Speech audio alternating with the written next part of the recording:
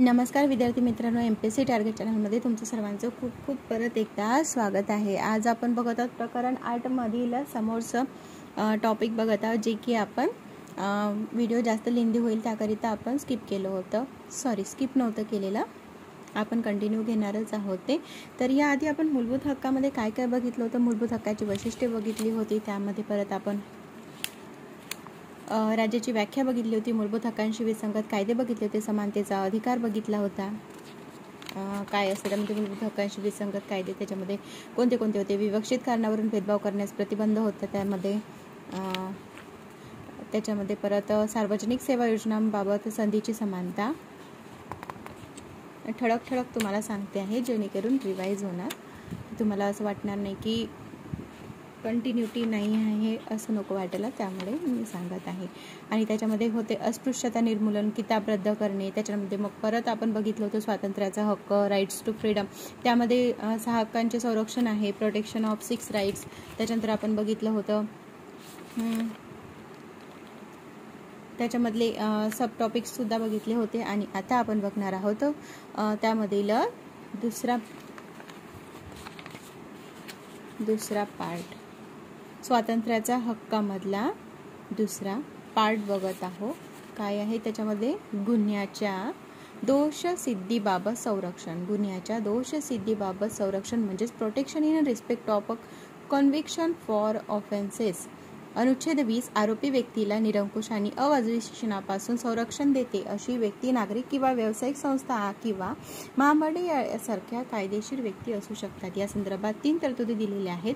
अ दिला आहे पूर्वगामी प्रभावाचा कायदा नाही, no ex post facto law एक आहे, कायद्याचे उल्लंघन केल्याशिवाय कोणत्याही व्यक्तीला कोणत्याही गुन्ह्यासाठी दोषी ठरवले जाणार नाही किंवा कोणत्याही व्यक्तीवर कायदा लागू होताना कायद्याने विहित केलेल्या दंडापेक्षा जास्त दंड ठोठावला जाणार नाही। यामध्ये काय दिलेलं आहे, दुहेरी धोका नाही, नो डबल जिओपार्डी म्हणजेच दुहेरी धोका नाही। आणि कायद्यामध्ये एक्सप्लेन केलेलं आहे, कोणत्याही व्यक्तीवर एकाच गुन्ह्यासाठी एकापेक्षा जास्त वेळा खटला चालवला जाणार नाही आणि शिक्षा केली जाणार नाही। आणि तिसरं काय आहे, स्वतःला दोषी ठरवता येणार नाही, नो सेल्फ इन्क्रिमिनेशन, कोणत्याही गुन्ह्याचा आरोप असलेल्या कोणत्याही व्यक्तीला स्वतःविरुद्ध साक्षीदार होण्यास भाग पाडले जाणार नाही। पूर्वलक्षीपणे दंड ठोठावणारा कायदा म्हणजेच पूर्वगामी प्रभावी असणारा कायदा, म्हणजेच हा कायदा पूर्वी केलेल्या गुन्ह्यावर किंवा अशा गुन्ह्यासाठी दंड वाढवतो। अनुच्छेद 20 मधील पहिल्या तरतुदीनुसार असा कायदा लागू करण्यास मनाई आहे, मात्र ही मर्यादा केवळ फौजदारी कायद्यावर आहे, नागरी कायदे किंवा कार कायद्यांना ही मर्यादा लागू होत नाही। दुसऱ्या शब्दात सांगायचे झाल्यास नागरी दायित्व किंवा कर पूर्वलक्षीपणे लादला जाऊ शकतो।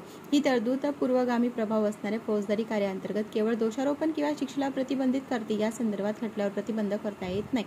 तसेच प्रतिबंधात्मक कारावास किंवा एखाद्या व्यक्तीपासून सुरक्षेची मागणी केल्यास या तरतुदी अंतर्गत बहाल केलेल्या संरक्षणावर उन्मुक्ती दावा करता येत नाही। आणि काय, दुहेरी धोक्यापासून संरक्षण केवळ न्यायालयासमोर किंवा न्यायाधिकरणासमोरच्या कार्यवाहीमध्ये उपलब्ध आहे। दुसऱ्या शब्दात सांगायचे झाल्यास विभागीय किंवा प्रशासकीय अधिकारी न्यायिक अधिकारी नसल्याने या अधिकाऱ्यांपुढील कार्यवाहीमध्ये ते उपलब्ध नाहीत। स्वतःच्या दोषारोपाविरुद्ध संरक्षण म्हणून मौखिक पुरावे आणि कागदोपत्री पुरावे सादर केले जाऊ शकतात, मात्र यात भौतिक वस्तूचा अनिवार्य दाखला देणे, अंगठ्याचा ठसा, स्वाक्षरीचा नमुना, रक्ताचा नमुना देण्याची सक्ती आणि शरीराचे अनिवार्य प्रदर्शन याचा समावेश होत नाही। या व्यतिरिक्त असे संरक्षण केवळ फौजदारी कार्यवाही संदर्भात लागू होते। दिवाणी कार्यवाही किंवा बिगर गुन्हेगारी स्वरूपाच्या कार्यवाही संदर्भात अशा संरक्षणासाठी दावा करता येत नाही। आपण गुन्ह्याच्या दोषसिद्धीबाबत संरक्षण याबद्दल विश्लेषण बघितलं आहे। आता तिसरं पॉइंट बघत आहोत, जीविताचा हक्क आणि वैयक्तिक स्वातंत्र्याचे संरक्षण, protection of life and personal liberty. कायद्याने स्थापित केलेल्या प्रक्रियेशिवाय कोणत्याही व्यक्तीकडून जीवन किंवा वैयक्तिक स्वातंत्र्य हिरावून घेतले जाणार नाही, असे अनुच्छेद 21 मध्ये नमूद केले आहे। हा हक्क नागरिक आणि गैर नागरिक परदेशी व्यक्ती या दोघांनाही उपलब्ध आहे।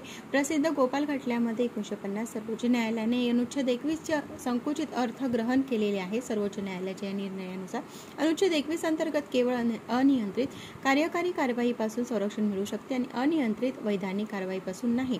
यावरून कायद्याच्या आधारावर सरकार एखाद्या व्यक्तीचा जगण्याचा आणि वैयक्तिक स्वातंत्र्याचा अधिकार हिरावून घेऊ शकते, हे स्पष्ट होते, कारण की अनुच्छेद 21 मध्ये कायद्याद्वारे प्रस्थापित कार्यपद्धतीचा उल्लेख आहे। ही संकल्पना अमेरिकी राज्यघटनेत दिलेल्या रीतसर विधी प्रक्रियेचा ड्यू प्रोसेस ऑफ लॉ संकल्पनेपेक्षा भिन्न आहे, त्यामुळे अवास्तव, गैर किंवा अन्यायकारक आहे या आधारावर कायद्याच्या वैधतेबाबत प्रश्नचिन्ह उपस्थित केले जाऊ शकत नाही. दुसरीकडे वैयक्तिक स्वातंत्र्य म्हणजे केवळ व्यक्तीशी किंवा व्यक्तीच्या समूहाशी संबंधित स्वातंत्र्य असा निर्वाळा सर्वोच्च न्यायालयाने दिला होता.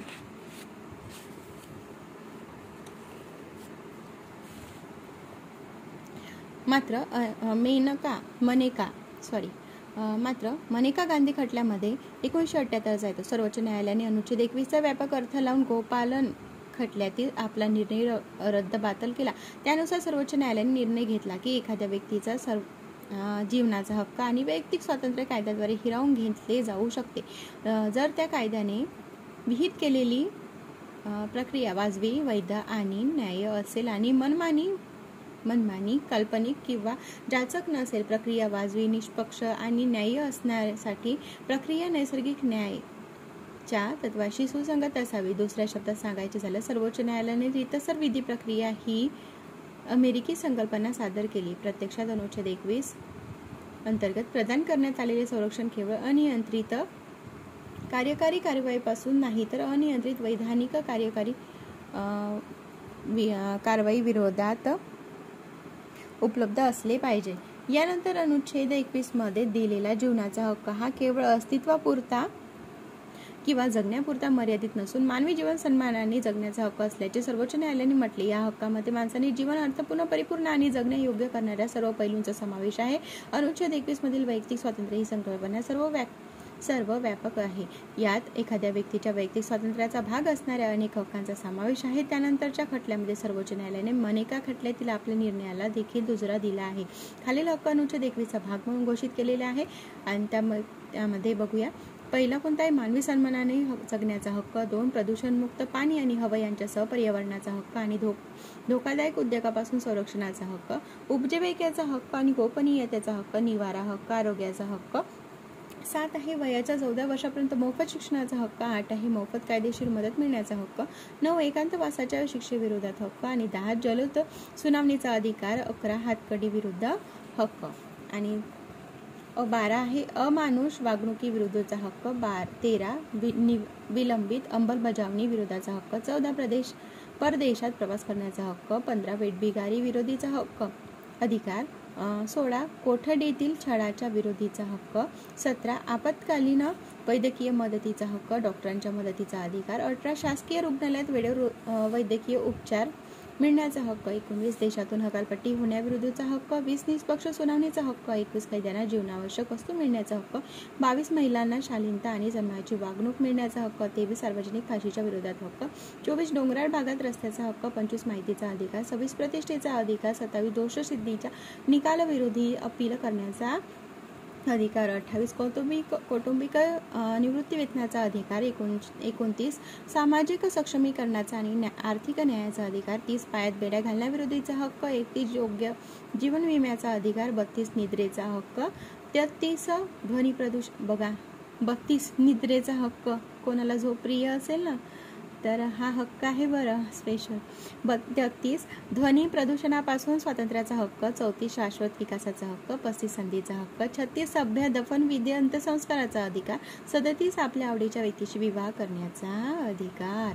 38 असमानाने मरण्याचा अधिकार. पॅसिव्ह युथेनेशिया. अनुच्छेद 21 जीवन आणि व्यक्ती स्वातंत्र्य संरक्षणची व्याप्ती वाढवण्याशी संबंधित महत्त्वाची प्रकरणे तक्ता 8.6 मध्ये नमूद केली आहे. ती आपण बघणार आहोत. 8.6 मध्ये काय सांगितलं आहे तर जीवन व वैयक्तिक स्वातंत्र्याच्या संरक्षणाची व्याप्ती वाढवणारी महत्त्वाची प्रकरणे दिला आहे आणि प्रकरण त्याचं वर्ष आणि सर्वोच्च न्यायालयाने घोषित केलेले काय काय अधिकार आहेत ते वाचून बघूया. एक दिला आहे सतवंत सिंह साहानी विरुद्ध डॉक्टर रामरत्नम सहाय्यक पासपोर्ट अधिकारी 1967 मध्ये परदेशात जाण्याचा अधिकार. 2 M.H. होसकोट विरुद्ध महाराष्ट्र राज्य 1978 मोफत कायदेशीर मदतीचा अधिकार. 3 हुसेनारा खातून विरुद्ध प्रशासक दिल्ली मानवी प्रतिष्ठेने जगण्याचा अधिकार आणि कैद्याला जीवनावश्यक वस्तू मिळण्याचा अधिकार. हुसनारा खातून विरुद्ध गृहसचिव बिहार 1979 जलद सुनावणीचा अधिकार. फ्रान्सिस कोर्ली मुस्लिम विरुद्ध प्रशासक दिल्ली 1981 मानवी प्रतिष्ठेने जगण्याचा अधिकार आणि कैद्याला जीवनावश्यक वस्तू मिळण्याचा अधिकार. 5 मध्ये काय आहे? शीला बासने विरुद्ध महाराष्ट्र राज्य 1983 कोठडी येथील छळविरोधात हक्क. 6 ग्रामीण खटला व हक्क केंद्र विरुद्ध उत्तर प्रदेश राज्य 1985 सभ्य पर्यावरणाचा अधिकार. 7 ओल्गा टेलिस विरुद्ध मुंबई महानगरपालिका 1985 उपजीविकेचा अधिकार. 8 मध्ये परमानंद कटारा विरुद्ध भारत सरकार 1989 आपत्कालीन वैद्यकीय मदतीचा अधिकार, डॉक्टरांच्या मदतीचा अधिकार. 9 मध्ये काय आहे? शांती स्टार बिल्डर्स विरुद्ध NK तोतामे 1990 निवाऱ्याचा हक्क. 10 मध्ये काय दिला आहे? KS पुट्टास्वामी विरुद्ध भारत सरकार 2017 गोपनीयतेचा अधिकार. 11 कॉमन कॉज ए रेजिड सोसायटी विरुद्ध भारत सरकार 2018 सन्मानाने मरण्याचा अधिकार. पॅसिव्ह युथेनेशिया. तर आता आपण बघणार शिक्षणाचा हक्क, राईट टू एज्युकेशन. अनुच्छेद 21A बघा, यावर देखील प्रश्न विचारला जातो. अनुच्छेद 21A नुसार राज्य 6 ते 14 वर्ष वयोगटातील सर्व बालकांना कायद्याने ठरवेल अशा पद्धतीने मोफत आणि सक्तीचे शिक्षणाची तरतूद करेल. या तरतुदीने प्राथमिक शिक्षण हा मूलभूत हक्क ठरला आहे. यात उच्च किंवा व्यावसायिक शिक्षणाचा समावेश होत नाही.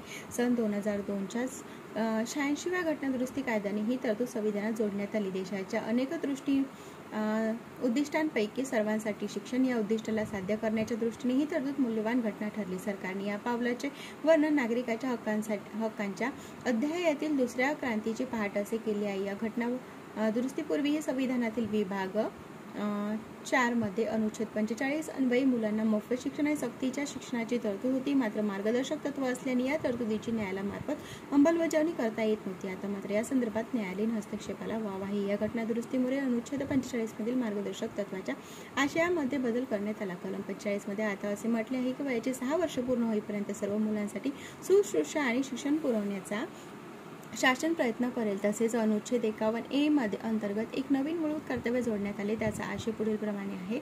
6 ते 14 वर्ष वयोगटातील आपल्या अपत्याला किंवा पाल्याला शिक्षणाची संधी उपलब्ध करून देणे हे भारतातील प्रत्येक नागरिकांचे कर्तव्य आहे. उन्नीकृष्णन प्रकरण काय होतं ते विरुद्ध स्टेट्स ऑफ आंध्र प्रदेश होतं ते. तिथे काय आहे? 1993 मध्ये सर्वोच्च न्यायालयाने अनुच्छेद 21 अन्वयी जीविताच्या हक्कामध्ये प्राथमिक शिक्षणाचा मूलभूत हक्काचा समावेश केला होता. या देशातील प्रत्येक बालकाला वयाची 14 वर्ष पूर्ण होईपर्यंत मोफत शिक्षण वयाची 14 वर्ष पूर्ण होईपर्यंत मोफत शिक्षण मिळण्याचा अधिकार आहे असे त्यात नमूद केले होते. मात्र त्यानंतर हा शिक्षणाचा हक्क शासनाच्या आर्थिक क्षमता आणि विकासाच्या मर्यादेच्या अधीन आहे. या निकालात न्यायालयाने मोहिनी जैन प्रकरणात 1192 मध्ये दिलेला आपला पूर्वीचा निकाल रद्द केला, ज्यामध्ये वैद्यकीय आणि अभियांत्रिकी सारख्या व्यावसायिक शिक्षणासह कोणत्याही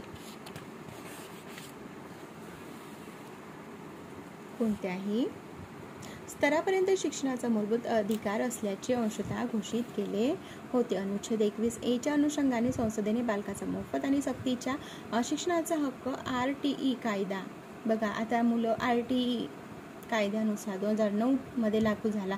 हा कायदा प्रत्येक मुलाला औपचारिक शाळेत जे काही आवश्यक नियम आणि मानके पूर्ण करत समाधानकारक आणि न्याय्य दर्जाचे पूर्णवेळ प्राथमिक शिक्षण देण्याचा हक्क बहाल करतो. सर्वसमावेशक प्राथमिक शिक्षणाच्या तरतुदीची पूर्तता करूनच समता, सामाजिक न्याय, लोकशाही ही मूल्ये साध्य करता येऊ शकतात आणि न्याय्य व सौहार्दपूर्ण समाजाची निर्मिती होऊ शकते. या विश्वासावर हा कायदा रचण्यात आला आहे. 1 एप्रिल 2010 पासून संविधान 86व्या घटनादुरुस्ती कायदा 2002 आणि बालकाचा मोफत व सक्तीच्या शिक्षणाचा अधिकार कायदा 2009 लागू झाला आहे. आता बघूयात 5 अटक आणि स्थानबद्धतेपासून संरक्षण, protection of against arrest and detection. अनुच्छेद 22 अटक केलेल्या किंवा ताब्यात घेतलेल्या व्यक्तींना संरक्षण देते. स्थानबद्धता दंडात्मक आणि प्रतिबंधात्मक अशा 2 प्रकारची असतात. दंडात्मक स्थानबद्धता म्हणजे एखाद्या व्यक्तीने केलेल्या गुन्ह्यासाठी न्यायालयात खटला चालवल्यानंतर आणि ती व्यक्ती दोषी ठरल्यानंतर त्याला शिक्षा करणे. दुसरीकडे प्रतिबंधात्मक अटक म्हणजे एखाद्या व्यक्तीला खटल्याशिवाय आणि न्यायालयाने दोषी ठरवण्याआधी अटक करणे. प्रतिबंधात्मक अटकेचा उद्देश एखाद्या व्यक्तीला भूतकाळातील गुन्ह्यासाठी शिक्षा करणे हा नसून त्याला नजीकच्या भविष्यात गुन्हा करण्यापासून रोखणे हा आहे. प्रतिबंधात्मक स्थानबद्धता हा केवळ एक सावधगिरीचा उपाय आहे. तो शंकेवर आधारित आहे. अनुच्छेद 22 मध्ये 2 विभाग आहेत. पहिला विभाग, यावर प्रश्न येतात. पहिला विभाग सामान्य कायद्याच्या प्रकरणाशी संबंधित आहे आणि दुसरा विभाग प्रतिबंधात्मक अटकेच्या कायद्याच्या प्रकरणाशी संबंधित आहे. जोड्या लावायला विचारतात हे. अनुच्छेद 22 चा पहिला विभाग सामान्य कायद्यानुसार अटक केलेल्या किंवा ताब्यात घेतलेल्या व्यक्तीला खालील हक्क प्रदान करतात. 1 काय आहे, अटकेच्या कारणाची माहिती मिळण्याचा हक्क. 2 कायद्याच्या अभ्यासाकडून सल्ला घेण्याचा आणि बचावात्मक उपाययोजना करण्याचा हक्क. आणि 3 दिला आहे, प्रवासाची वेळ वगळून 24 तासाच्या आत दंडाधिकारापुढे हजर करण्याचा हक्क. 4 मध्ये काय दिलं, दंडाधिकारी स्थानबद्धतेबाबत पुढील बाबी निश्चित करत नसल्यास 24 तासानंतर मुक्त केले जाण्याचा हक्क.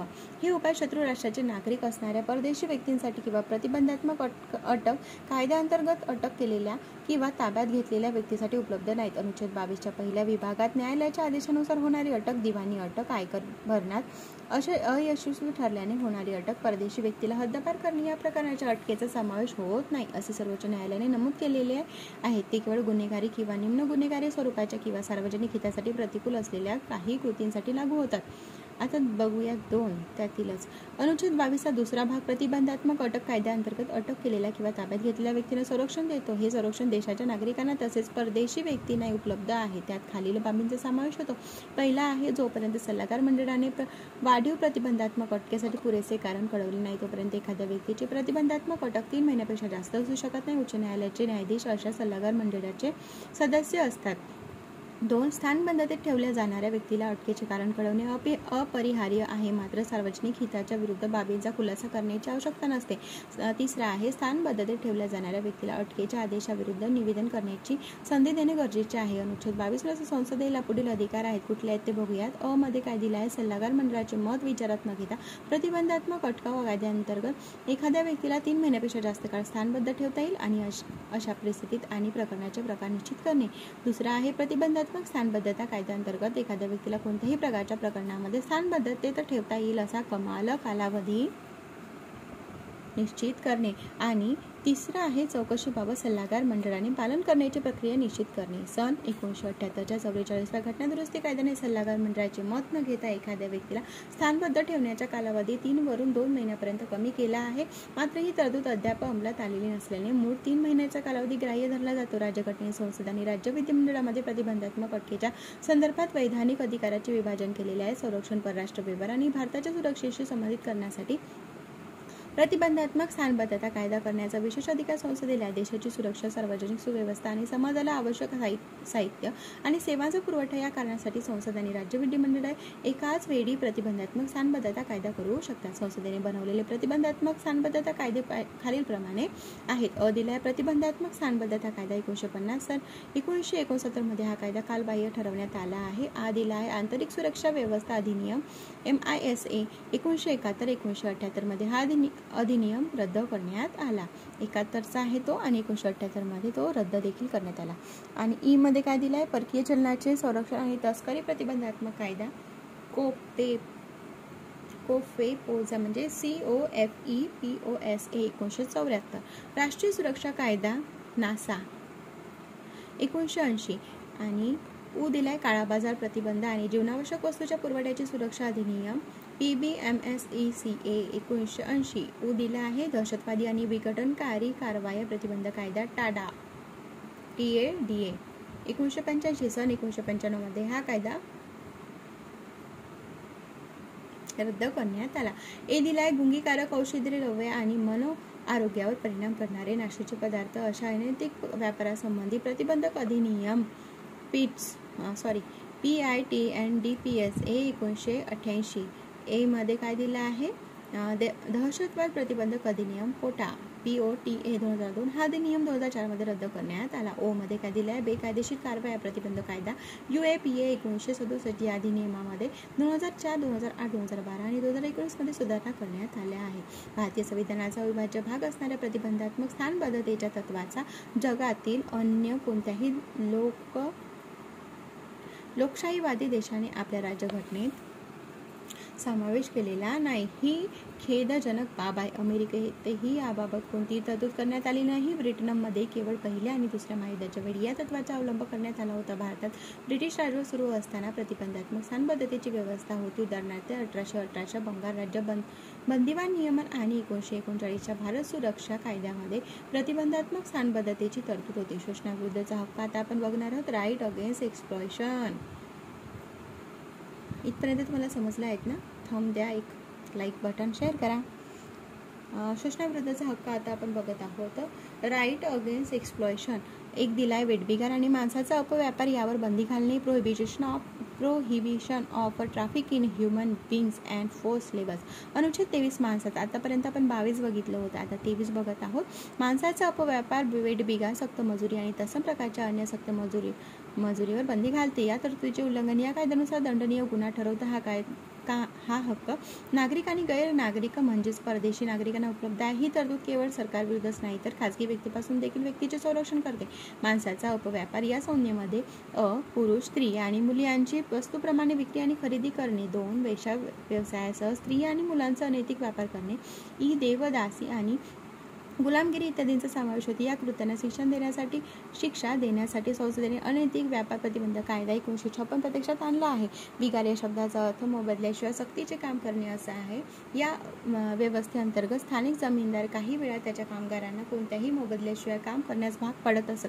बिगार व्यतिरिक्त अनुच्छेद 23 बंधू कामगार सारख्या इतर सक्त मजुरीच्या प्रकारावर प्रतिबंध आणते. सक्त मजुरी म्हणजे एखाद्या व्यक्तीला त्याच्या इच्छेविरुद्ध काम करण्यास भाग पाडणे. सक्ती या शब्दामध्ये केवळ शारीरिक किंवा कायदेशीर दबावच नाही तर आर्थिक परिस्थितीच्या सक्तीमुळे केला जाणारा दबाव म्हणजे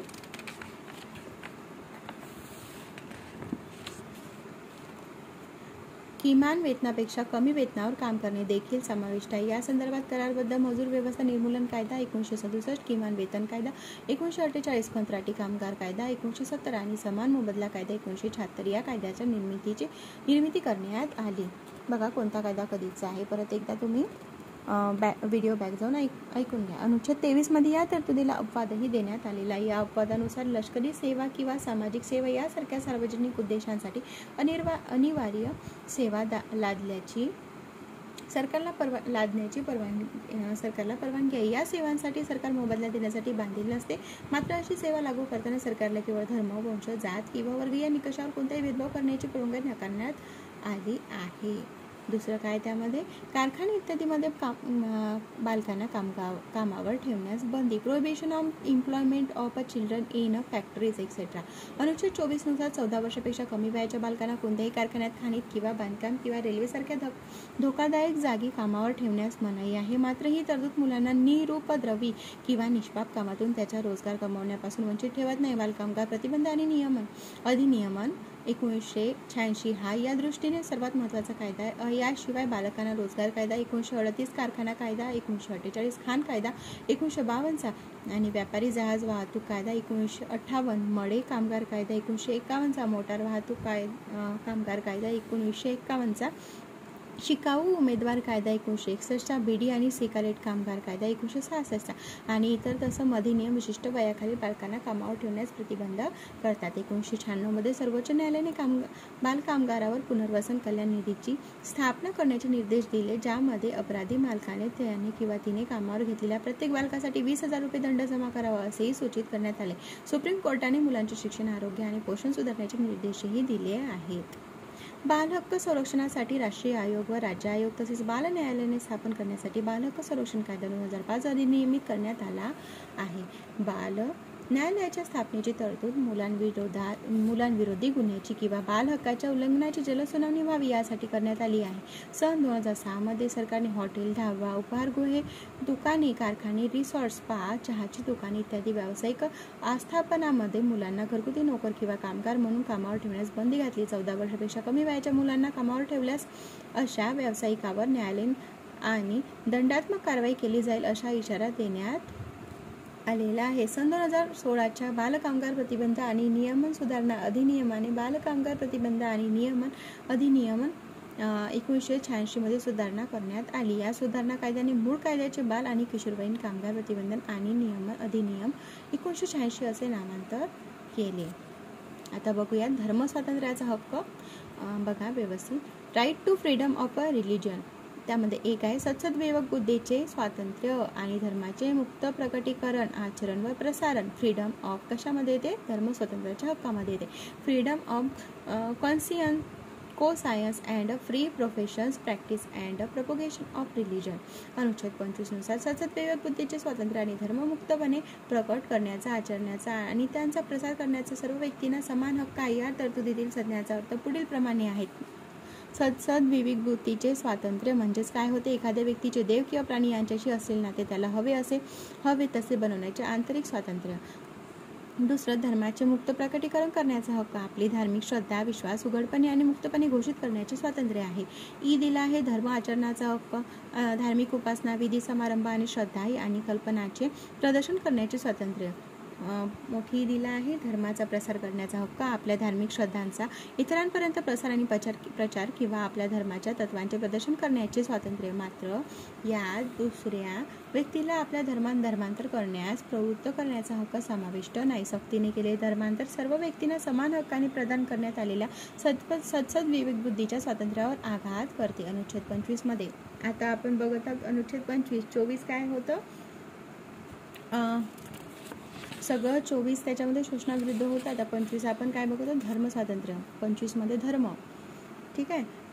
अनुच्छेद 25 मध्ये केवळ धार्मिक श्रद्धाच नाही तर धार्मिक प्रथा विधी देखील समाविष्ट आहेत. हे वरील चर्चेवरून स्पष्ट होते. धर्म स्वातंत्र्याचा हक्क सर्व व्यक्तींना म्हणजेच नागरिक आणि परदेशी व्यक्तींना उपलब्ध आहेत. मात्र हे हक्क सार्वजनिक सुव्यवस्था नैतिकता आरोग्य आणि मूलभूत हक्कांशी संबंधित इतर तरतुदीच्या अधीन आहेत. याबाबत शासनाला पुढील बाबींसाठी परवानगी आहे. धार्मिक प्रथेशी संबंधित कोणत्याही आर्थिक वित्तीय राजकीय किंवा इतर धर्मनिरपेक्ष कृतीचे नियमन किंवा प्रतिबंध करणे आणि समाज कल्याण आणि समाज सुधारण्याची तरतूद करणे किंवा हिंदू धर्मातील सर्व संवर्ग आणि घटकांसाठी सार्वजनिक स्वरूपाच्या हिंदू धार्मिक संस्था खुल्या करणे. अनुच्छेद 25 मध्ये आणखी 2 स्पष्टीकरणे दिलेली आहेत. शीख धर्माचे प्रकटीकरण करताना कृपान बाळगणे समाविष्ट आहे आणि हिंदू या संज्ञेचा संदर्भात शीख जैन आणि बौद्ध धर्माचे आचरण करणाऱ्या व्यक्तीचा उल्लेख समाविष्ट आहे. या खंडात काय दिलं एक्स्ट्रा माहिती? या खंडात हिंदू या संज्ञेच्या संदर्भात शीख जैन आणि बौद्ध धर्माचे आचरण करणाऱ्या व्यक्तीचा उल्लेख समाविष्ट आहे आणि हिंदू धार्मिक संस्थांचा संदर्भही त्यानुसार लावला जाईल असं म्हटलं आहे. आता त्यातीलच बघूया धर्म स्वातंत्र्याचा हक्क मधला दुसरा पॉईंट. धार्मिक व्यवहाराचे व्यवस्थापन करण्याचे स्वातंत्र्य. Freedom to manage religious affairs. अनुच्छेद 26 नुसार प्रत्येक धार्मिक संप्रदाय किंवा त्याच्या कोणत्याही गटाला खालील हक्क उपभोगता येतील. त्यामध्ये पहिला आहे धार्मिक आणि धर्मादायी उपयोजनाकरिता संस्था स्थापन करण्याचा आणि त्यांची देखरेख करण्याचा हक्क. दुसरा आहे धर्माच्या बाबतीत स्वतःचे व्यवहार व्यवस्थापित करण्याचा हक्क. जंगम आणि स्थावर मालमत्तेची मालकी घेण्याचा आणि मिळवण्याचा हक्क आणि कायद्याला अनुसरून अशा मालमत्तेचे प्रशासन करण्याचा हक्क. अनुच्छेद 25 व्यक्तीच्या हक्कासंदर्भात आहे तर अनुच्छेद 26 धार्मिक संप्रदाय किंवा त्याच्या गटातील हक्कांसंदर्भात आहे. दुसऱ्या शब्दात सांगायचे झाल्यास अनुच्छेद 26 सामूहिकरित्या धार्मिक स्वातंत्र्याचे रक्षण करते. अनुच्छेद 25 मधील हक्काप्रमाणेच अनुच्छेद 26 मधील हक्क सार्वजनिक सुव्यवस्था नैतिकता आणि स्थैर्याच्या अधीन आहेत. मात्र ते मूलभूत हक्कांशी संबंधित तरतुदीच्या अधीन नाहीत. धार्मिक संप्रदायाने खालील 3 अटी पूर्ण केल्या पाहिजेत असा निवाडा सर्वोच्च न्यायालयाने दिलेला आहे. दिला आहे आध्यात्मिक कल्याणासाठी अनुकूल श्रद्धा सिद्धांत यांच्या व्यवस्थेवर आधारित व्यक्तीचा समूह असावा. या समूहाची एकत्रित संस्था असावी आणि अशा संस्थेला एका विशिष्ट नावाने ओळखले जावे. वरील निकषानुसार सर्वोच्च न्यायालयाने रामकृष्ण मिशन आणि आनंद मार्ग हे हिंदू धर्मातील धार्मिक संप्रदाय आहेत असा निर्णय दिला. अरबिंदो सोसायटी हा धार्मिक संप्रदाय नाही असे या निर्णयातून नमूद करण्यात आले होते. तिसरा आहे त्यामधील टॉपिक एखाद्या विशिष्ट धर्माच्या संवर्धनासाठी कर देण्याबाबत स्वातंत्र्य. Freedom as to payment of taxes for promotion of any particular religion. अनुच्छेद 27 मध्ये नमूद केल्याप्रमाणे कोणत्याही व्यक्तीला एखाद्या विशिष्ट धर्माच्या किंवा धार्मिक संप्रदायाच्या संवर्धनासाठी किंवा देखभालीसाठी कोणताही कर भरण्याची सक्ती केली जाणार नाही. दुसऱ्या शब्दात सांगायचे झाल्यास शासनाने कराच्या माध्यमातून जमा केलेला सार्वजनिक पैसा एखाद्या विशिष्ट धर्माच्या संवर्धनासाठी किंवा देखभालीसाठी खर्च करू नये. ही तरतूद शासनाला एका विशिष्ट धर्माला पाठिंबा देण्यास संरक्षण देण्यास आणि समर्थन करण्यास प्रतिबंधित करते. मात्र कर वसुलीचा निधी सर्व धर्माच्या संवर्धनासाठी किंवा देखभालीसाठी वापरला जाऊ शकतो असाही अर्थ यातून प्रतीत होतो. ही तरतूद केवळ कर आकारण्यास प्रतिबंधित करते आणि शुल्क आकारण्यास नाही. शुल्काचा उद्देश धार्मिक स्वातंत्र्याच्या धर्मनिरपेक्ष प्रशासनावर नियंत्रण ठेवणे हा आहे. धर्माचा प्रचार किंवा देखभाल करणे यासाठी शुल्क आकारणी केले जात नाही. त्यामुळे काही विशेष सेवा किंवा सुरक्षा उपाय पुरवण्यासाठी यात्रेकरूंवर शुल्क आकारले जाऊ शकते. त्याचप्रमाणे नियमन खर्चाची पूर्तता करण्यासाठी धार्मिक देणगीवर शुल्क आकारले जाऊ शकते. आता बघूया चौथं त्यामधीलच आहे धर्म कलम. आता बघूया 4 विशिष्ट शैक्षणिक संस्थांमध्ये धार्मिक शिक्षणासाठी उपस्थित राहण्याबाबतचे स्वातंत्र्य. Freedom from attending religious instructions in a certain educational institution. अनुच्छेद 28 अन्वये पूर्णतः शासनाच्या निधीमार्फत चालवल्या जाणाऱ्या कोणत्याही शैक्षणिक संस्थेत कोणतेही धार्मिक शिक्षण दिले जाणार नाही. तथापि ही तरतूद राज्याद्वारे प्रशासित परंतु कोणत्याही देणगीधारक किंवा न्यासाअंतर्गत स्थापन केलेल्या शैक्षणिक स्थितीला जिथे अशा संस्थेमध्ये धार्मिक शिक्षण देणे आवश्यक आहे लागू होणार नाही. या व्यतिरिक्त शासनाने मान्यता दिलेल्या किंवा शासनाच्या निधीतून अनुदान मिळणाऱ्या कोणत्याही शैक्षणिक संस्थेतील कोणत्याही धार्मिक सूचना किंवा उपासनेला कोणत्याही व्यक्तीला त्यांच्या संमतीशिवाय उपस्थित राहण्याची सक्ती करता येणार नाही. अशी व्यक्ती अल्पवयीन असल्यास त्याच्या पालकाची संमती आवश्यक असेल. अनुच्छेद 28 मध्ये शैक्षणिक संस्थांचे 4 प्रकारांमध्ये वर्गीकरण दिलेले आहे. तर ते बघूयात. पहिला आहे पूर्णपणे शासनाच्या अधिरेखेखाली असलेल्या संस्था. दुसरा आहे शासनाद्वारे प्रकाशित केलेल्या मात्र देणगी किंवा न्यासा अंतर्गत स्थापन केलेल्या संस्था. तिसरा आहे शासनाने मान्यता दिलेल्या संस्था. आणि चौथा आहे शासनाकडून अनुदान घेणाऱ्या संस्था. अ मध्ये नमूद केलेल्या संस्थांमध्ये धार्मिक शिक्षण किंवा सूचना देणे पूर्णपणे निषिद्ध आहे. तर मध्ये नमूद केलेल्या संस्थांमध्ये धार्मिक सूचना देण्याची परवानगी आहे. ई आणि बडी ई म्हणजे मोठी मध्ये धार्मिक सूचनाबाबत ऐच्छिक आधारावर परवानगी आहे. आपण बघितलं ना, ई आणि ई मध्ये शासनामध्ये मान्यता दिलेल्या संस्था आणि शासनाकडून अनुदान घेणाऱ्या संस्था यामध्ये काय आहे, धार्मिक सूचनाबाबत ऐच्छिक आधारावर परवानगी आहे. आता आपण बघूया सांस्कृतिक आणि शैक्षणिक अधिकार, कल्चर अँड एज्युकेशनल राईट्स.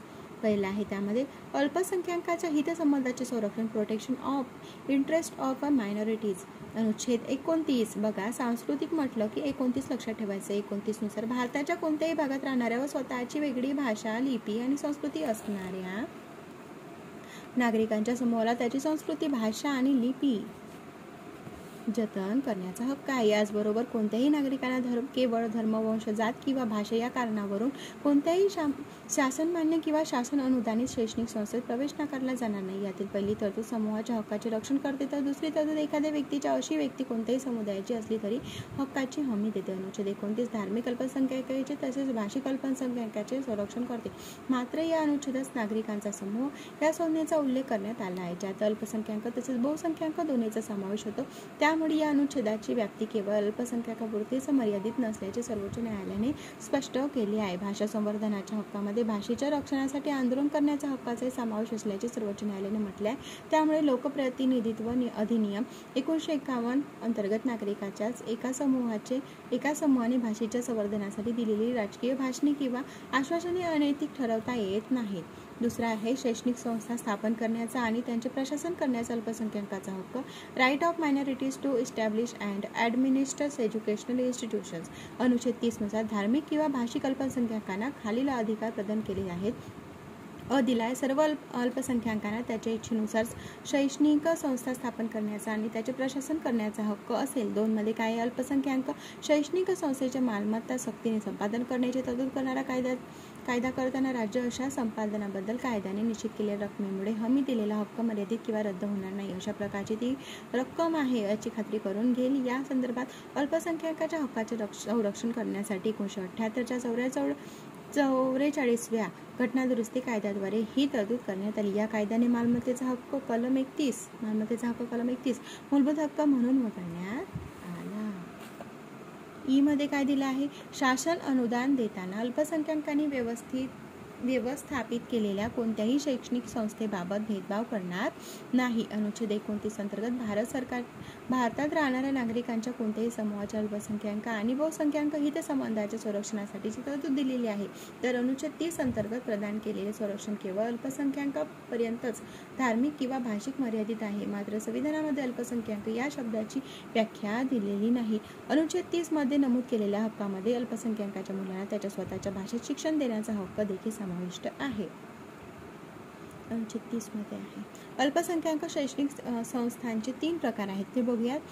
पहिलं दिलं आहे शासनाची मान्यता आणि अनुदानप्राप्त संस्था. शासनाची मान्यता मिळवू पाहणाऱ्या मात्र शासनाच्या अनुदानाची मागणी नसणाऱ्या संस्था आणि शासनाची मान्यता व अनुदान यांची मागणी न करणाऱ्या संस्था. तर पहिलं आणि दुसरं म्हणजे अ आणि आ वाचलं आहे आपण. प्रकारातील संस्थांचे अभ्यासक्रम ठरवण्याचे, शैक्षणिक दर्जा, शिस्त, स्वच्छता, अध्यापक कर्मचाऱ्यांची नोकरी इत्यादी बाबतचे नियामक अधिकार शासनाकडे असतात. तिसऱ्या प्रकारच्या संस्थांना व्यवहार प्रशासनाबाबत मोकळीक असते. मात्र या संस्था कंत्राटी कायदा, कामगार कायदा, औद्योगिक कायदा, कर कायदा, आर्थिक नियमन इत्यादी सामान्य कायद्याच्या अधीन असतात. मालंकारा सिरियन कॅथोलिक कॉलेजचे सचिव खटल्यामध्ये 2006 सर्वोच्च न्यायालयाने दिलेल्या निकालानुसार अल्पसंख्याक शैक्षणिक संस्थांची स्थापना आणि प्रशासनाची संबंधित सामान्य तत्त्वे खालील दिलेली आहेत. पहिलं दिल्या इच्छेनुसार शैक्षणिक संस्था स्थापन आणि प्रशासित करण्याचा अल्पसंख्याकाच्या हक्कामध्ये खालील हक्क समाविष्ट आहेत. तर त्यामध्ये पहिल्यामधील अ दिलेला आहे, संस्थेचे कामकाज चालवण्यासाठी आणि व्यवस्थापन करण्यासाठी संस्थेच्या संस्थापकाचा विश्वास असणारे प्रशासकीय मंडळ निवडणे. आ दिला आहे, अध्यापक कर्मचाऱ्यांची शिक्षक, व्याख्याते आणि मुख्याध्यापक, प्राचार्य तसेच शिक्षकेतर कर्मचाऱ्यांची नियुक्ती करणे आणि कोणत्याही कर्मचाऱ्याच्या कर्तव्यात दोष आढळल्यास कार्यवाही करणे. ई दिला आहे, त्याच्या इच्छेनुसार पात्र विद्यार्थ्यांना प्रवेश देणे आणि योग्य शुल्क आकारणी करणे आणि संस्थेच्या साहित्याचा आणि मालमत्तेच्या संस्थेच्या फायद्यासाठी उपयोग करणे. दुसरा आहे अनुच्छेद 30 अन्वये अल्पसंख्याकांना दिलेला हक्क केवळ बहुसंख्याकाच्या बरोबर समानता सुनिश्चित करण्यासाठी आहे.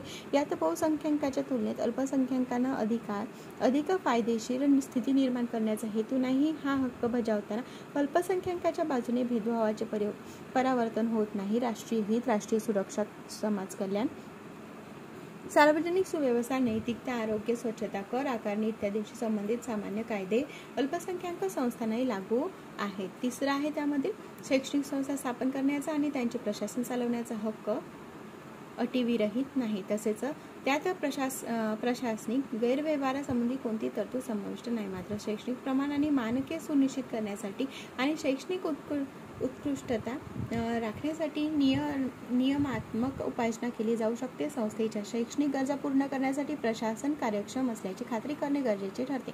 या संदर्भात आवश्यकतेनुसार प्रशासनाची तपासणी केली जाऊ शकते. सामान्यतः विद्यार्थी आणि शिक्षकाच्या कल्याणासंबंधी शासनाने केलेल्या नियमामध्ये नियुक्तीसाठीचे निकष आणि पात्रता तसेच शैक्षणिक आणि अशैक्षणिक कर्मचाऱ्याच्या सेवेच्या अटी, कर्मचाऱ्यांचे शोषण किंवा अत्याचार रोखण्यासाठीचे नियमन, अभ्यासक्रम निर्धारित करणारे नियम यांचा समावेश होतो. मात्र असे नियम अनुच्छेद 30(1) मधील हक्कामध्ये कोणत्याही प्रकारे हस्तक्षेप करत नाही. शासनाने विहित केलेल्या अटी पात्रता पूर्ण केल्यावर विनाअनुदानित अल्पसंख्याक शैक्षणिक संस्थांना निवडीच्या कोणत्याही तर्कसंगत प्रक्रियेने शिक्षक, व्याख्यात्यांची नियुक्ती करण्याचे स्वातंत्र्य असेल.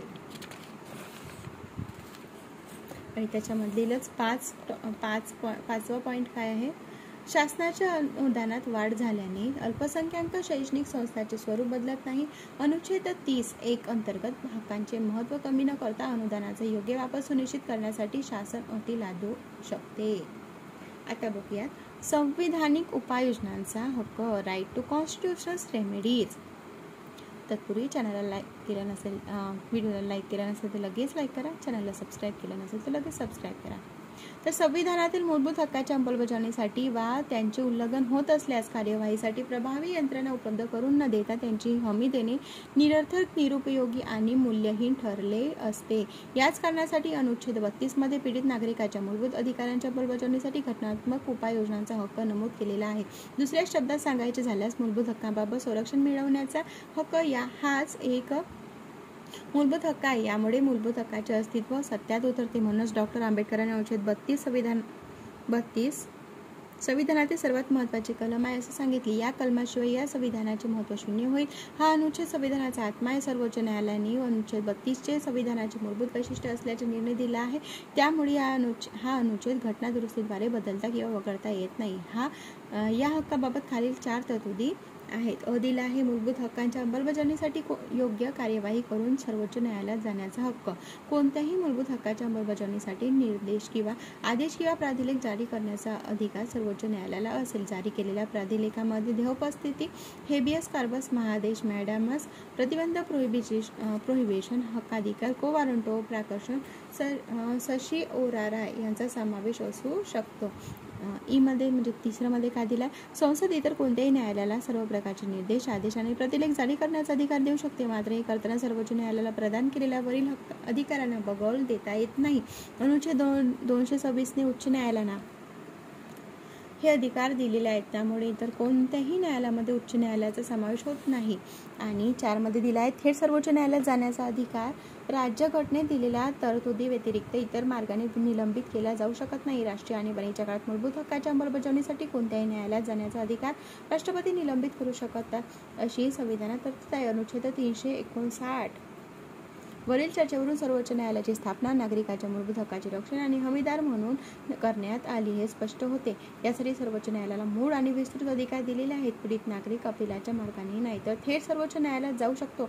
या अर्थाने सर्वोच्च न्यायालयाला मूलभूत हक्काबाबत मूळ अधिकार देण्यात आले आहे. सर्वोच्च न्यायालयाचा अधिकार केवळ आदेश किंवा निर्देश जारी करण्यापुरताच मर्यादित नाही. सर्वोच्च न्यायालय सर्व प्रकारचे प्रतिलेख देखील जारी करू शकते. या संदर्भात सर्वोच्च न्यायालयाचे अधिकार विस्तृत आहेत. अनुच्छेद 32 चा उद्देश मूलभूत हक्काच्या संरक्षणाची हमी देणारी प्रभावी जल स्वस्त आणि संक्षिप्त उपाययोजना करणे हा आहे. अनुच्छेद 32 अन्वये केवळ संविधानाने हमी दिलेल्या मूलभूत हक्काची अंमलबजावणी करता येते. यात मूलभूतेतर घटनात्मक अधिकार, वैधानिक अधिकार, परंपरागत अधिकार इत्यादी अधिकारांचा समावेश होत नाही. अनुच्छेद 32 द्वारे प्रदान केलेल्या हक्क बजावण्यासाठी मूलभूत हक्काचे उल्लंघन होणे ही अनिवार्य अट आहे. दुसऱ्या शब्दात सांगायचे झाल्यास सर्वोच्च न्यायालय कलम 32 अन्वये मूलभूत अधिकारांचा समावेश नसलेला प्रश्न ठरवू शकत नाही. जोपर्यंत एखादा कार्यकारी आदेश किंवा कायदा कोणत्याही मूलभूत हक्काचे थेट उल्लंघन करत नाही तोपर्यंत त्याचे संविधानिकत्व निश्चित करण्यासाठी अनुच्छेद 32 चा वापर करता येऊ शकत नाही. मूलभूत हक्काच्या अंमलबजावणीच्या बाबतीत सर्वोच्च न्यायालयाचे अधिकारक्षेत्र मूळ स्वरूपाचे असले तरी ते अद्वितीय नाही. ते अनुच्छेद 226 अंतर्गत उच्च न्यायालयाच्या अधिकारक्षेत्राची समवर्ती आहे. मूलभूत हक्काच्या अंमलबजावणीसाठी सर्व प्रकारचे निर्देश, आदेश आणि प्राधिलेख जारी करण्याचे मूळ अधिकार उच्च न्यायालयाला आहेत. एखाद्या नागरिकाचा मूलभूत हक्काचे उल्लंघन झाल्यास पीडित व्यक्तीला थेट उच्च न्यायालय किंवा सर्वोच्च न्यायालयात जाण्याचे पर्याय उपलब्ध असतात. कलम 32 द्वारे हमी दिलेला अधिकार म्हणजे मूलभूत अधिकाराचे उल्लंघन होत असताना सर्वोच्च न्यायालयात जाण्याचा अधिकार. हा स्वतःच एक मूलभूत अधिकार असल्याने पर्यायी उपाय उपलब्ध असल्यास कलम 32 अंतर्गत दिलासा मिळण्यास अडथळा नाही. तथापि सर्वोच्च न्यायालयाने कलम 226 अन्वये उच्च न्यायालयामार्फत दिलासा मिळत असेल तर पीडित पक्षाने प्रथम उच्च न्यायालयात धाव घ्यावी असा निकाल दिला आहे. आता आपण बघणार आहोत प्राधिलेख, प्रकार आणि व्याप्ती. Brits, types and scope. तत्पूर्वी चॅनलला सबस्क्राईब केलं नसेल तर लगेच सबस्क्राईब करा. हेच टॉपिक सर्वात जास्त महत्त्वाचं आहे. प्लीज कंटाळू नका. यावर भरपूर प्रश्न विचारले आहेत आणि विचारले जाणार, त्यामुळे व्यवस्थित पद्धतीने हे ऐका. सर्वोच्च न्यायालय अनुच्छेद 32 अंतर्गत आणि उच्च न्यायालय अनुच्छेद 226. बघा, सर्वोच्च न्यायालय अनुच्छेद म्हणजे कलम 32 आणि उच्च न्यायालय अनुच्छेद म्हणजे कलम 226 अंतर्गत देहोपस्थिती, महादेश प्रतिबंध, हक्काधिकार, को वॉरंटो, प्राकर्षण, सशिओराराय प्राधिलेख जारी करू शकतात. या व्यतिरिक्त संसद अनुच्छेद 32 अंतर्गत इतर कोणत्याही न्यायालयाला हे प्राधिलेख जारी करण्याचा अधिकार देऊ शकतात. संसदेने आतापर्यंत अशी कोणतीही तरतूद केलेली नसल्यामुळे केवळ सर्वोच्च न्यायालय आणि उच्च न्यायालय प्राधिलेख जारी करू शकतात. सन 1950 पूर्वी केवळ कलकत्ता, मुंबई आणि मद्रास उच्च न्यायालयांना प्राधिलेख जारी करण्याचा अधिकार होता. वर्तमान काळात अनुच्छेद 226 अंतर्गत सर्व उच्च न्यायालयांना प्राधिलेख जारी करण्याचा अधिकार मिळाला आहे. हे प्राधिलेख इंग्लंडच्या कायद्यातून घेतलेले आहेत. इंग्लंडमध्ये त्यांना परमाधिकार प्राधिलेख म्हणून ओळखले जातात. हे प्राधिलेख इंग्लंडच्या राजाच्या विशेष अधिकाराचा भाग आहे. इंग्लंडमध्ये आजही राजगादीकडे न्यायाचा व्यापक स्रोत म्हणून पाहिले जाते. म्हणूनच प्राधिलेखाला परमाधिकार म्हटले जाते. नंतरच्या काळात ब्रिटिश लोकांचे हक्क आणि स्वातंत्र्य अबाधित ठेवण्यासाठी विशेष उपाय म्हणून उच्च न्यायालयाने प्राधिलेख जारी करण्यास सुरुवात केली. सर्वोच्च न्यायालयाचे प्राधिलेखाबाबतचे अधिकारक्षेत्र आणि उच्च न्यायालयाचे प्राधिलेखाबाबतचे अधिकारक्षेत्र यांच्यामध्ये 3 बाबतीत तफावत आहेत. पहिली बघूया तफावत कुठली आहे. सर्वोच्च न्यायालय केवळ मूलभूत हक्काच्या अंमलबजावणीसाठीच प्राधिलेख जारी करू शकते. मात्र उच्च न्यायालय मूलभूत हक्काच्या अंमलबजावणीसाठी बरोबरच इतर कोणत्याही हेतूसाठी प्राधिलेख जारी करू शकते. जेथे इतर कोणत्याही हेतूसाठी यातून सामान्य कायदेशीर अधिकाराच्या अंमलबजावणीचा संदर्भ दिलेला आहे. या संदर्भात सर्वोच्च न्यायालयाचे प्राधिलेख अधिकारक्षेत्र हे उच्च न्यायालयाच्या तुलनेत मर्यादित आहे असे स्पष्ट होते. दुसरा कुठला आहे. सर्वोच्च न्यायालय भारताच्या सीमेअंतर्गत एखाद्या व्यक्ती किंवा सरकारच्या विरोधात प्राधिलेख जारी करू शकतो. तर उच्च न्यायालय केवळ त्याच्या प्रादेशिक अधिकार क्षेत्रात राहणाऱ्या व्यक्तीविरुद्ध आणि किंवा सरकार किंवा प्राधिकरणाविरुद्ध प्राधिलेख जारी करू शकते. मात्र कारवाईचे कारण त्याच्या प्रादेशिक अधिकार क्षेत्रात उद्भवले असल्यास उच्च न्यायालयाला त्याच्या प्रादेशिक अधिकार क्षेत्राबाहेर प्राधिलेख जारी करण्याची परवानगी असते. त्यामुळे प्राधिलेख जारी करण्याच्या संदर्भात सर्वोच्च न्यायालयाचे प्रादेशिक अधिकार क्षेत्र उच्च न्यायालयापेक्षा विस्तृत आहे. तिसरा कुठला आहे. अनुच्छेद 32 अंतर्गत संविधानिक उपाययोजनाचा हक्क हा देखील एक मूलभूत हक्क आहे आणि म्हणूनच सर्वोच्च न्यायालय असा प्राधिलेख जारी करण्याचा नकार देऊ शकत नाही. दुसरीकडे अनुच्छेद 226 अंतर्गत उपाययोजने हा सर्व स्वेच्छाधीन अधिकार आहे. त्यामुळे उच्च न्यायालय त्याचा प्राधिलेख अधिकाराचा वापर करण्यास नकार देऊ शकते. मात्र अनुच्छेद 32 नुसार हक्कांच्या अंमलबजावणीसाठी किंवा इतर हक्कांबाबत सामान्य अधिकार क्षेत्राचा भाग म्हणून प्राधिलेख जारी करण्याचा अधिकार केवळ तरतूद म्हणून दिलेला नाही. सर्वोच्च न्यायालयाची स्थापना मूलभूत हक्काचे रक्षण आणि हमीदार म्हणून करण्यात आली आहे. आता आपण संविधानाच्या अनुच्छेद 32 आणि 226 मध्ये नमूद केलेल्या विविध प्रकारच्या लेखांचा अर्थ आणि व्याप्ती समजून घेऊयात. बघा, आता बघूयात. बंदी, प्रत्यक्षीकरण, देहोपस्थिती, हेबियस कार्पस अनुच्छेद 32 अंतर्गत आहे. ते प्राधिलेख आणि प्रकार आणि त्याची व्याप्तीमधला आहे. बंदी, प्रत्यक्षीकरण, देहोपस्थिती जोड्या लावायला विचारतात. बघा, हिबियस कार्पस ही एक लॅटिन संज्ञा आहे जिचा शब्दशः अर्थ व्यक्तीला ताब्यात घेणे. जोड्या लावा. हेबियस कार्पस मध्ये व्यक्तीला ताब्यात घेणे असा होतो. अटक केलेल्या व्यक्तीला अटक करणाऱ्याने न्यायालयापुढे प्रत्यक्ष हजर करण्याचा न्यायालयाने दिलेला आदेश म्हणजे बंदी, प्रत्यक्षीकरण, देहोपस्थिती होय. त्यानंतर न्यायालय अटकेचे कारण आणि कायदेशीरपणा तपासतात. अटक बेकायदेशीर असल्याचे आढळून आल्यावर न्यायालय अटक केलेल्या व्यक्तीला मुक्त करते. बेकायदेशीर अटकेविरुद्ध प्रतिबंध म्हणून जारी केला जाणारा हा प्राधिलेख वैयक्तिक स्वातंत्र्याची ढाल करतो. बंदी, प्रत्यक्षीकरण, देहोपस्थिती प्राधिलेख सार्वजनिक प्राधिकरण तसेच खासगी व्यक्तीविरुद्ध जारी केले जाऊ शकते. मात्र त्यामध्ये कायदेशीर अटकेसंदर्भात 2 विधिमंडळ किंवा न्यायालयाच्या अवमानाबाबतच्या कार्यवाही संदर्भात, न्यायालयाने अटकेचे आदेश दिलेले असल्यास आणि अटक न्यायालयाच्या अधिकार क्षेत्राबाहेर असल्यास हा प्राधिलेख जारी केला जाऊ शकत नाही. आता आहे परमादेश, महादेश. मॅन्डामस या शब्दाचा अर्थ आम्ही आदेश देतो असा आहे.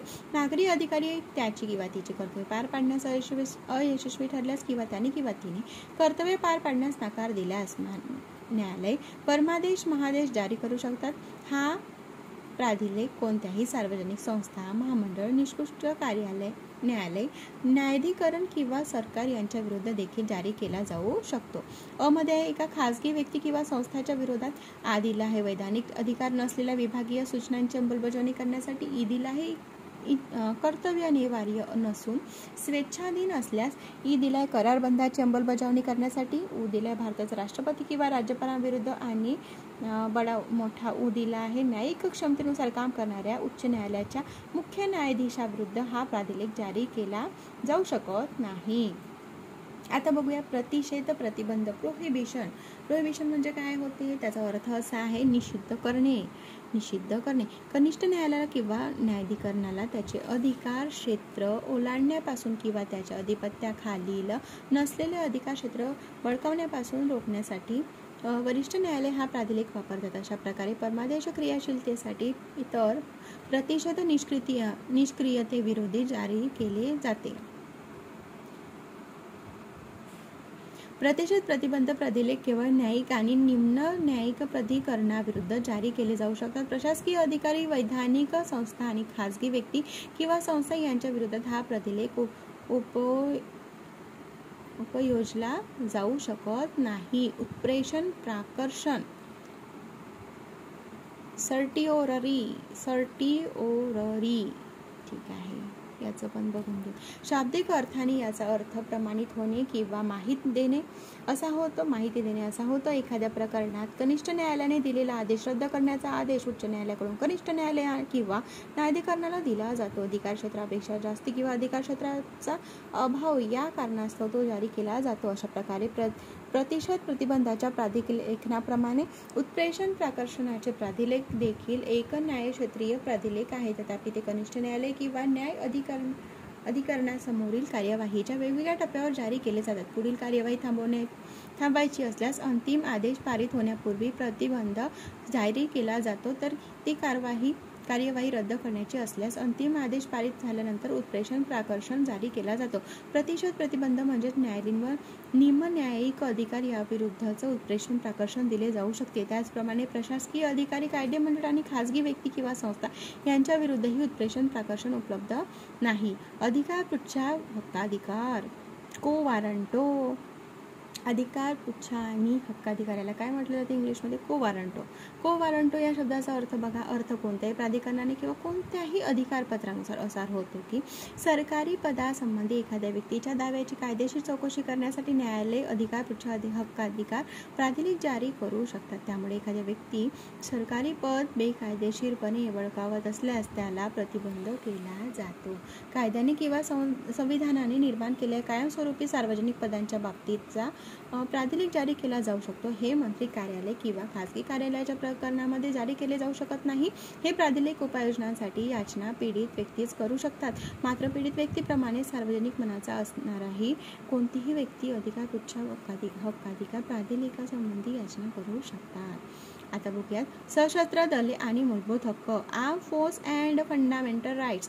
सशस्त्र दले, निमलष्करी दले, पोलीस दले, गुप्तचर संस्था आणि तत्सम दलाच्या सदस्यांना प्राप्त असलेल्या मूलभूत हक्कावर निर्बंध लादण्याचा किंवा तो रद्द करण्याचा अधिकार अनुच्छेद 33 नुसार संसदेला दिलेला आहे. या तरतुदीचा उद्देश या सदस्यांनी कर्तव्याचे योग्य पालन करावे आणि शिस्त पाळावी हा आहे.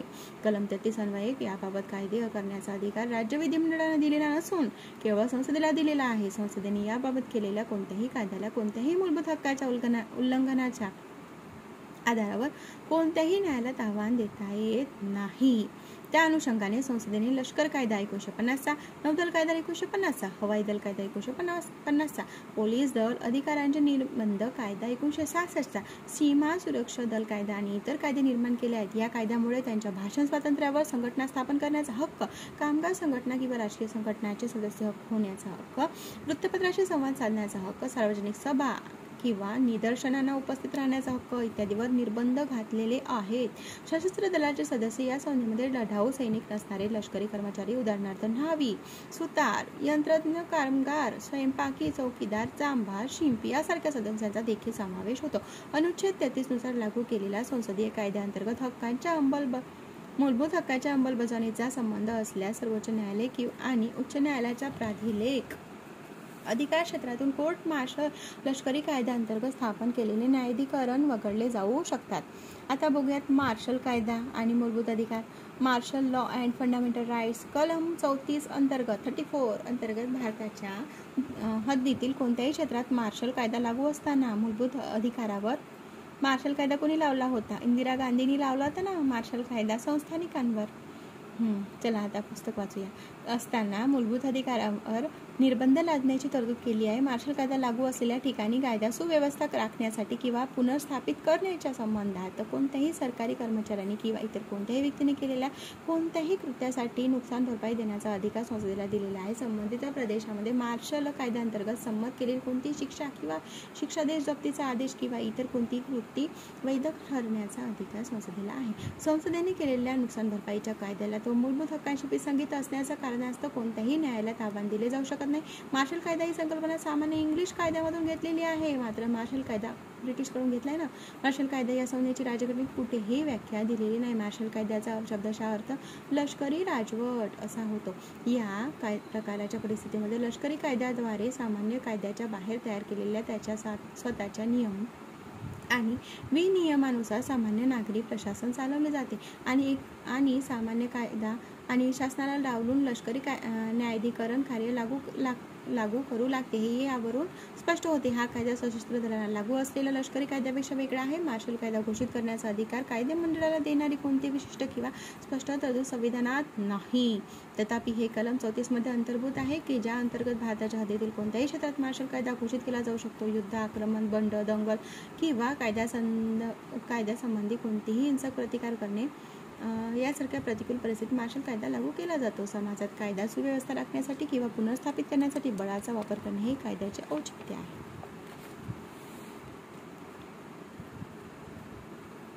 आता त्याचं दिलेलं आहे मार्शल कायदा संबंधित. मार्शल कायदा दिलेला आहे विरुद्ध राष्ट्रीय आणीबाणी. तर पहिला आहे मार्शल कायदा. याचा परिणाम फक्त मूलभूत हक्कावर होतो आणि राष्ट्रीय आणीबाणी लागू झाल्यानंतर मूलभूत हक्कांसोबत केंद्रीय राज्य संबंध, महसूल वितरण आणि केंद्र राज्यामधील वैधानिक अधिकारांवर देखील परिणाम होतो. आणीबाणी लागू झाल्याने संसदेच्या कार्यकाळामध्येही वाढ होऊ शकते. दुसरं काय आहे, हा कायदा लागू झाल्यास शासनाने सामान्य कायदा प्रस्थापित करणारे न्यायालय याचे कामकाज स्थगित केले जाते. मार्शल कायदा. तिसऱ्यामधील पॉईंट आहे, कोणत्याही कारणाने ढासळलेली कायदा आणि सुव्यवस्था पूर्ववत करण्यासाठी हा कायदा लादला जातो. चौथा पॉईंट आहे, हा कायदा देशाच्या काही विशिष्ट भागामध्ये लादला जातो. आणि पाचवा आहे, राज्यघटनेत या कायद्याबाबत कोणती विशिष्ट तरतूद दिलेली नाही. आणि राष्ट्रीय आणीबाणीमध्ये काय आहे, आणीबाणी केवळ 3 कारणाच्या आधारे लादली जाऊ शकते: युद्ध, बाह्य आक्रमण आणि सशस्त्र बंड. आणीबाणी संपूर्ण देशात किंवा देशाच्या कोणत्याही भागात लादली जाते. आणि काय आहे, आणीबाणीबाबत राज्यघटनेत विशिष्ट आणि तपशीलवार तरतूद दिलेली आहे. मार्शल कायद्याच्या कार्यवाही दरम्यान लष्करी अधिकाऱ्यांना सर्व आवश्यक पावले उचलण्याचे अधिकार असतात. ते नागरिकाच्या हक्कावर निर्बंध आणि नियम लादतात. तसेच नागरिकांना शिक्षा, मृत्यूदंड देखील देऊ शकतात.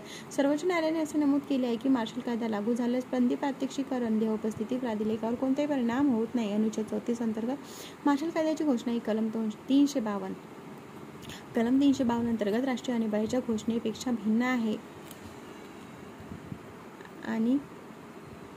भिन्न आहे आता बघूयात निवडक मूलभूत हक्काची परिणामकारता. Effecting certain fundamental rights. अनुच्छेद 35 असे नमूद करते की कायदा बनवण्याचा व काही विशिष्ट मूलभूत अधिकारांना लागू करण्याचा अधिकार केवळ संसदेकडे असेल आणि राज्य विधिमंडळाकडे नाही. हे कलम सुनिश्चित करते की या मूलभूत अधिकारांचे स्वरूप आणि त्यांचे उल्लंघन झाल्यास दंडात्मक शिक्षा या संदर्भात संपूर्ण भारतामध्ये एक समानता असेल. या संदर्भातील अनुच्छेद 35 मध्ये तरतूद खालीलप्रमाणे आहेत. पहिली तरतूद बघूया. संसदेला खालील बाबींच्या संदर्भात कायदे करण्याचा अधिकार असेल. हा अधिकार राज्य विधिमंडळाने दिलेला नाही. दिला आहे. त्यामध्ये राज्य किंवा केंद्रशासित प्रदेश किंवा स्थानिक प्राधिकरण किंवा इतर प्राधिकरणामध्ये नोकरी किंवा नियुक्ती, अनुच्छेद 16 अन्वये. आणि दुसरं दिलं आहे, सर्वोच्च न्यायालय आणि उच्च न्यायालयाव्यतिरिक्त इतर न्यायालयांना मूलभूत हक्कांच्या अंमलबजावणीसाठी निर्देश, आदेश आणि प्राधिलेख जारी करण्यासाठी अधिकार देणे, अनुच्छेद 32. दिला आहे, सशस्त्र दल, पोलीस दल इत्यादींना सदस्यांना मूलभूत हक्काबाबत प्रतिबंध करणे, अनुच्छेद 33. दिला आहे, कोणत्याही क्षेत्रात मार्शल कायदा कार्यवाहीत असताना केलेल्या कोणत्याही कृत्याबाबत सरकारी कर्मचारी किंवा इतर कोणत्याही व्यक्तीला नुकसान भरपाई देणे, अनुच्छेद 34. आणि त्यातील दुसरा पॉईंट आहे, मूलभूत हक्कांसंदर्भात गुन्हा म्हणून घोषित केलेल्या कृत्यांविरोधी दंडात्मक कारवाई करण्यासाठी कायदे करण्याचा अधिकार संसदेला असेल. हा अधिकार राज्याच्या विधिमंडळाला नसावा. यामध्ये पुढील बाबींचा समावेश होतो. दिला आहे अस्पृश्यता, कलम 17.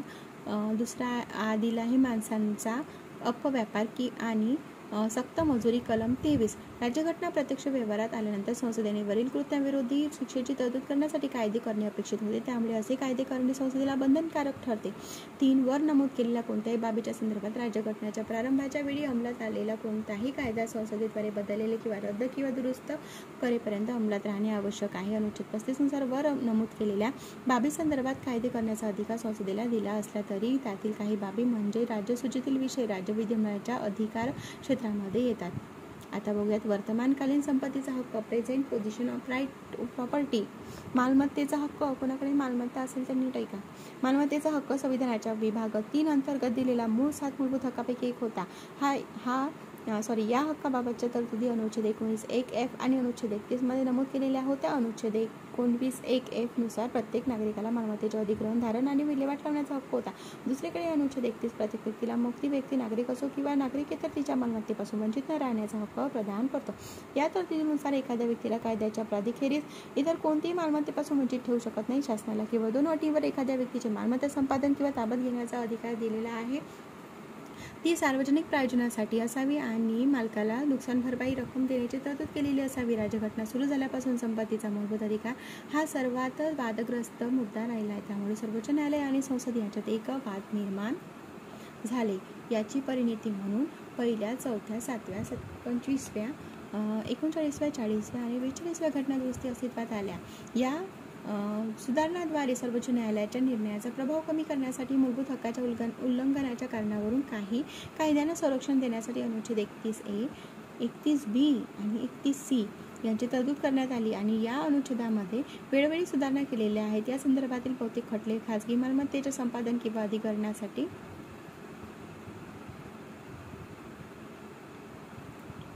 अधिग्रहणासाठी भरपाई देण्याचा शासनाचा दायित्वाबाबत असतात. सन 1978च्या 44व्या दुरुस्ती कायद्याने विभाग 3 मधून अनुच्छेद 19(1)(f) आणि अनुच्छेद 31 रद्दबातल ठरवल्याने मालमत्तेचा हक्क मूलभूत हक्क म्हणून रद्द केला. पुढे या कायद्याने मालमत्तेचा हक्क या शीर्षकाखाली संविधानाच्या विभाग 12 मध्ये अनुच्छेद 300(a) हे नवीन कलम समाविष्ट केले. एखाद्या व्यक्तीला कायद्याच्या प्राधिकाराखेरीज इतर कोणतीही मालमत्तेपासून वंचित ठेवू शकत नाही असे त्यात नमूद करण्यात आलेले आहे. त्यामुळे मालमत्तेचा हक्क हा आता मूलभूत हक्क राहिला नसला तरी तो अजूनही कायदेशीर हक्क किंवा घटनात्मक हक्क आहे. तसेच तो आता राज्यघटनेच्या मूलभूत संरचनेचा भाग नाही. कायदेशीर हक्क म्हणून मालमत्तेचा हक्काचा मूलभूत हक्कापेक्षा वेगळा खालील अर्थ अभिप्रेत आहे. अ दिला आहे. संसदेच्या सामान्य कायद्याद्वारे त्याचे नियमन केले जाऊ शकते, म्हणजे तो घटनात्मक दुरुस्ती न करता रद्द, संक्षिप्त किंवा सुधारित केला जाऊ शकतो. दुसरा दिला आहे. खाजगी मालमत्तेच्या कार्यकारी कारवाईपासून संरक्षण करणे, कायदेशीर कारवाईपासून नाही. तिसरा आहे. या हक्काचा उल्लंघनाच्या बाबतीत पीडित व्यक्ती अनुच्छेद 32 प्राधिलेख व इतर संविधानिक उपाययोजनांचा हक्क अंतर्गत थेट सर्वोच्च न्यायालयात जाऊ शकत नाही, मात्र अनुच्छेद 226 अंतर्गत पीडित व्यक्ती उच्च न्यायालयात जाऊ शकते. आणि शासनाने खाजगी मालमत्तेचे संपादन किंवा अधिग्रहण केल्यास नुकसान भरपाईबाबत कोणतीही हमी नाही. विभाग 3 अंतर्गत मालमत्तेचा मूलभूत हक्क रद्द करण्यात आला असला तरी भाग 3 मध्ये अजूनही 2 तरतुदी दिलेल्या आहेत, ज्याच्यानुसार शासनाने खाजगी मालमत्तेचे संपादन किंवा अधिग्रहण केल्यास नुकसान भरपाईची हमी देणारा हक्क प्रदान केला जातो. भरपाई देण्याबाबतच्या 2 तरतुदी पुढील प्रमाणे आहेत. पहिली कुठली आहे? जेव्हा शासन अल्पसंख्याक शैक्षणिक संस्थेचे मालमत्ता ताब्यात घेते, अनुच्छेद 30, आणि वैधानिक कमाल मर्यादेच्या आत असलेली जमीन आणि एखाद्या व्यक्तीच्या वैयक्तिक लागवडीखालील जमीन राज्य संपादित करत असल्यास अनुच्छेद 31 पहिली तरतूद 44व्या घटना दुरुस्ती कायद्याने 1978 तर दुसरी तरतूद 17व्या दुरुस्ती कायद्याने 1964 जोडण्यात आली आहे. अनुच्छेद 31A, 31B आणि 31C हे मूलभूत हक्कांना अपवाद म्हणून कायम ठेवण्यात आले आहे. अपवाद विचारतात कायम. अपवादात्मक मूलभूत हक्क, एक्सेप्शन्स टू फंडामेंटल राईट्स. पहिला आहे स्थावर मालमत्तेच्या संपादन इत्यादी संबंधीच्या कायद्याची आवृत्ती. Saving of laws providing for acquisitions of estates etcetera. अनुच्छेद 31A अंतर्गत 5 प्रकारच्या कायद्यांना अवैध ठरवण्यापासून आणि त्याच्या विरोधात आवाहन करण्यापासून वाचवते. अनुच्छेद 14 कायदा पुढे समानता आणि कायद्याचे समान संरक्षण आणि अनुच्छेद 19 भाषण, संमेलन, आंदोलन यांच्या इत्यादी संदर्भात 6 अधिकाराचे संरक्षण मधील मूलभूत हक्काच्या उल्लंघनाच्या कारणास्तव या 5 कायद्याविरुद्ध आवाहन केले जाऊ शकत नाही. हे कायदे शेतजमीन सुधारणा, उद्योग आणि वाणिज्य या बाबींशी संबंधित आहे आणि त्यामध्ये पुढील गोष्टींचा समावेश आहे. राज्याद्वारे मालमत्ता आणि संबंधित अधिकाराचे संपादन. दिला आहे. शासनाने मालमत्ता व्यवस्थापन हाती घेणे. ई दिलेला आहे. महामंडळाचे एकत्रीकरण. मोठी दिले आहे. महामंडळाचे संचालक किंवा भागधारकाचे अधिकार रद्द करणे किंवा बदलणे. आणि ओ दिलाय खाणीचे भाडेकर रद्द करणे किंवा बदलणे. परंतु असा कायदा हा एखाद्या राज्याच्या विधिमंडळाने केलेला कायदा असेल तर राष्ट्रपतीच्या विचारार्थ राखून ठेवलेला व या कायद्याला त्यांची संमती मिळाल्याशिवाय या अनुच्छेद 31 मध्ये तरतुदी त्यावर लागू होणार नाहीत. एखाद्या व्यक्तीने खाजगी शेतीसाठी संपादित केलेली जमीन आणि ती वैधानिक मर्यादेत असणारी जमीन शासनाने ताब्यात घेतल्यास त्या व्यक्तीला बाजार मूल्यानुसार भरपाई देण्याची तरतूद या कलमात आहे. आता दुसरं बघूया. त्यामधीलच अपवाद. विवक्षित कायद्याने नियमांचे विविध ग्राह्यता, validation of certain acts and regulations. 9व्या अनुसूचीमध्ये समाविष्ट केलेले कायदे आणि नियमन यांना अनुच्छेद 31B नुसार कोणत्याही मूलभूत अधिकाराचे उल्लंघन केल्याच्या कारणास्तव आव्हान देता येत नाही किंवा त्यांना वैध ठरता येत नाही. अशा प्रकारे कलम 31B ची व्याप्ती अनुच्छेद 31A पेक्षा अधिक विस्तृत आहे. कलम 31B नुसार 9व्या अनुसूचीमध्ये समाविष्ट असलेल्या कोणत्याही कायद्याला सर्व मूलभूत हक्कापासून मुक्ती दिलेली आहे. हे कायदे कलम 31A मध्ये निर्दिष्ट केलेल्या कायद्याच्या 5 प्रकारात मोडले नसले तरी त्यांना अशी आवृत्ती देण्यात आली आहे. तथापि केशवानंद भारती प्रकरणात 1973 मध्ये सर्वोच्च न्यायालयाने असा निर्णय दिला आहे की 9व्या परिशिष्टात समाविष्ट केलेले कायद्याने नियम मूलभूत रचनेचे उल्लंघन केल्याच्या कारणास्तव आव्हान देण्यासाठी खुले आहेत. वामनराव प्रकरण 1980 मध्ये न्यायालयाने हे स्पष्ट केले आहे की 24 एप्रिल 1973 नंतर केशवानंद भारती खटल्यातील निकालाची तारीख 9व्या अनुसूचीत समाविष्ट असलेली विविध कायदे आणि नियम तेव्हाच वैध आहेत जेव्हा ते संविधानाच्या मूलभूत संरचनेला हानी पोचवत नाही. पुन्हा IR कोएल्हो प्रकरण 2007 मध्ये सर्वोच्च न्यायालयाने वरील मताला दुजोरा दिला. या प्रकरणात न्यायालयाने नव्या परिशिष्ट समाविष्ट कायद्याच्या न्यायालयीन पुनर्वलोकनापासून पूर्णपणे सूट देता येणार नाही असा निकाल दिला. न्यायालयीन पुनर्वलोकन हे घटनेचे मूलभूत वैशिष्ट्य असून नव्या परिशिष्टात कायदा आणून तो कायदा काढून घेता येणार नाही असे न्यायालयाने म्हटले आहे. 24 एप्रिल 1973 नंतर नव्या परिशिष्टात मांडण्यात आलेले कायदे कलम 14, 15, 19 आणि 21 अन्वये दिलेल्या मूलभूत अधिकाराचे किंवा राज्यघटनेच्या मूलभूत रचनेचे उल्लंघन करत असतील तर त्यांना न्यायालयात आव्हान देण्याची मुभा आहे. सन 1951 मध्ये मूळ नव्या अनुसूचित केवळ 13 कायद्याचा आणि नियमाचा समावेश होता. सध्या त्यांची संख्या 282 आहे. यापैकी राज्य विधिमंडळाचे कायदे आणि नियम हे जमीन सुधारणा आणि जमीनदाराची व्यवस्थेचे उच्चाटन यासंबंधी आहे आणि संसदेचे कायदे इतर प्रकरणाशी संबंधित आहे. आता त्यामध्ये तिसरा भाग बघूया, अपवाद. विवक्षित मार्गदर्शक तत्वावर परिणाम करणाऱ्या कायद्याची आवृत्ती. Saving of laws giving effect to certain directive principles. सन 1971च्या 25व्या घटनादुरुस्ती कायद्याने अनुच्छेद 31 संविधानात जोडण्यात आला. या खालील 2 तरतुदी दिलेल्या आहेत. अनुच्छेद 39B आणि अनुच्छेद 39C मध्ये नमूद असणाऱ्या सामाजिक मार्गदर्शक तत्वाची अंमलबजावणी करण्याचा प्रयत्न करणारा कोणताही कायदा. अनुच्छेद 14 कायद्यापुढे समानता आणि कायद्याचे समान संरक्षण किंवा अनुच्छेद 19 भाषण, सभा, आंदोलनाबाबत 6 अधिकाराचे संरक्षण मधील मूलभूत हक्काचे उल्लंघन होत असल्याच्या कारणावर रद्दबातल ठरवता येणार नाही. दुसरं दिलं आहे त्यामध्ये मार्गदर्शक तत्वे अंमलात आणण्यासाठी तयार केलेल्या कोणत्याही कायद्यावर कोणत्याही न्यायालयात असा कायदा सदर तत्वे अंमलात आणण्यात असमर्थ आहे. या कारणावरून प्रश्न उपस्थित केला जाऊ शकत नाही. केशवानंद भारती खटल्यामध्ये 1973 मध्ये सर्वोच्च न्यायालयाने वरील तरतूद घटनाबाह्य आणि अवैध ठरवली कारण न्यायालयीन पुनर्वलोकन हे राज्यघटनेचे मूलभूत वैशिष्ट्य आहे आणि त्यामुळे ती काढून घेता येणार नाही. तथापि वरील तरतूद घटनात्मक आणि वैध ठरवण्यात आली. 42व्या दुरुस्ती कायद्याने 1976 वर नमूद केलेल्या तरतुदीला कलम 39B आणि 39C बरोबरच राज्यघटनेच्या विभाग 4 मध्ये निर्दिष्ट केलेल्या कोणत्याही मार्गदर्शक तत्वाची अंमलबजावणी करण्यासाठी केलेल्या कोणत्याही कायद्याच्या संरक्षणामध्येही समाविष्ट करून या तरतुदीची व्याप्ती वाढवली आहे.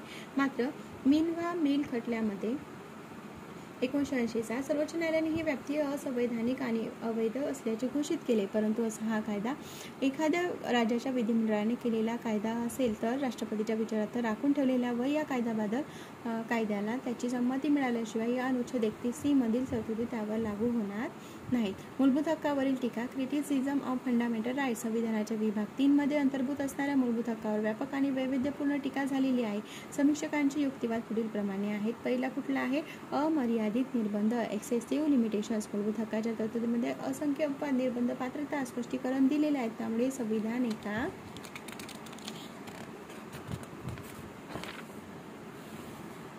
हाताने मूलभूत हक्क बहाल करते आणि दुसऱ्या हाताने ते काढून घेते.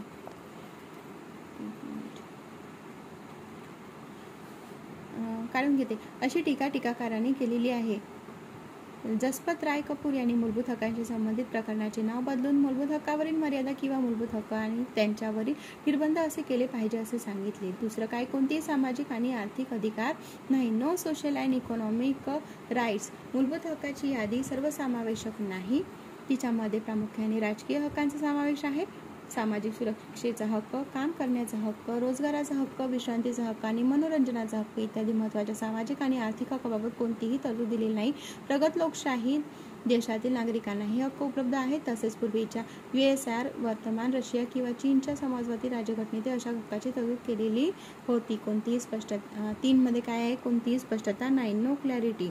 ते अस्पष्ट, अनिश्चित आणि संदिग्ध पद्धतीने नमूद केलेले आहे. सार्वजनिक सुव्यवस्था, अल्पसंख्याक, वाजवी निर्बंध, सार्वजनिक हित यासारख्या संज्ञा आणि स्पष्ट शब्द यांची स्पष्टपणे व्याख्या दिलेली नाही.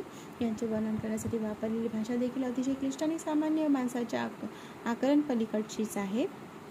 या संदर्भात वकिलांसाठी तयार केलेले संविधान असाही आरोप करण्यात आला. सर आयव्हर जेनिंग्स यांनी भारतीय राज्यघटनेला वकिलांचे नंदनवन हे विचारतात. कोण म्हटलं आहे वकिलांचे नंदनवन? लॉयर्स पॅराडाईज असे म्हटले आहे. सर आयव्हर जेनिंग्स हे 1 लाइनर क्वेश्चन विचारला होता. Sir Ivor Jennings. चौथं, कायमस्वरूपी नाही. No permanency. मूलभूत हक्क अबाध्य किंवा अपरिवर्तनीय नाहीत. संसद त्याच्यावर बंधने घालू शकते किंवा त्यांना रद्द करू शकते. उदाहरणार्थ 1978 मध्ये संपत्तीचा मूलभूत हक्क रद्द करण्यात आला. याच कारणास्तव मूलभूत हक्क संसदेत बहुमत असलेल्या राजकारण्याच्या हातातील खेळाचे साधन ठरू शकतात. न्यायिकदृष्ट्या अभिनव ठरलेला मूलभूत हक्क संरचनेचा सिद्धांत हाच संसदेच्या मूलभूत हक्कांवर बंधने घालण्याच्या किंवा रद्द करण्याच्या अधिकारावर मर्यादा आणू शकतो. आणीबाणीच्या काळात निलंबन सस्पेन्शन ड्युरिंग इमर्जन्सी. राष्ट्रीय आणीबाणीच्या कार्यवाही दरम्यान मूलभूत हक्काच्या अंमलबजावणीवर कलम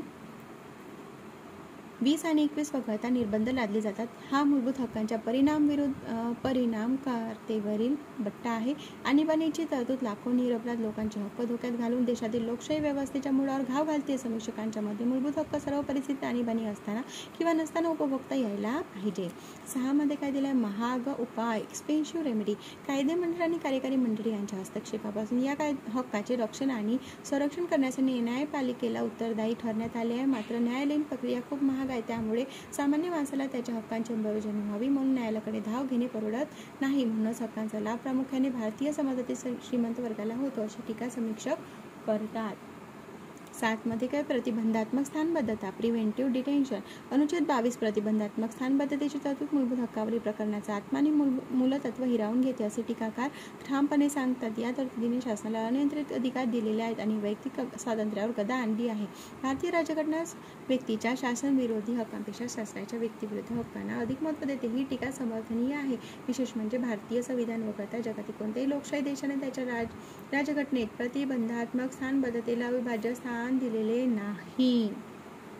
8 आहे विसंगत तत्वज्ञान, नो कन्सिस्टंट फिलॉसॉफी. काही समीक्षकांच्या मते मूलभूत हक्कावरील प्रकरणाला कोणत्याही तत्वज्ञानाची जोड नाही. सर आयव्हर जेनिंग्स यांनीही असेच मत व्यक्त केले होते. त्यांच्या मते भारतीय राज्यघटनेने दिलेले मूलभूत हक्क कोणत्याही सुसंगत तत्वज्ञानावर आधारित नाही. त्यामुळे सर्वोच्च न्यायालय आणि उच्च न्यायालयाने मूलभूत हक्कांचा अर्थ लावण्यात अडचण निर्माण होत असल्याचे टीकाकारांना म्हणणे आहे. आता बघूया मूलभूत हक्कांचे महत्त्व. सिग्निफिकन्स ऑफ फंडामेंटल राईट्स वर नमूद केलेली टीका आणि उणिवांच्या खेरीज मूलभूत हक्क खालील बाबींमध्ये महत्त्वपूर्ण ठरतात. ते बघूयात. पहिलं आहे ते देशातील लोकशाही शासन व्यवस्थेचा पाया आहेत. 2 ते व्यक्तीच्या भौतिक आणि नैतिक संरक्षणासाठी आवश्यक परिस्थिती निर्माण करतात. 3 ते व्यक्ती स्वातंत्र्याचा मूलाधार आहेत. 4 देशात कायद्याचे राज्य स्थापन करण्यासाठी मूलभूत हक्क आवश्यक ठरतात. 5 ते अल्पसंख्याक आणि समाजातील दुर्बल घटकांच्या हिताचे रक्षण करतात. 6 ते भारताच्या धर्मनिरपेक्ष सूत्राला बळ देतात. 7 ते शासनाच्या अधिकारण्याच्या निरपेक्षतेवर अंकुश ठेवतात. 8 ते सामाजिक समता आणि सामाजिक न्यायाची पायाभरणी करतात. 9 ते व्यक्तीची प्रतिष्ठा आणि आदर सुनिश्चित करतात.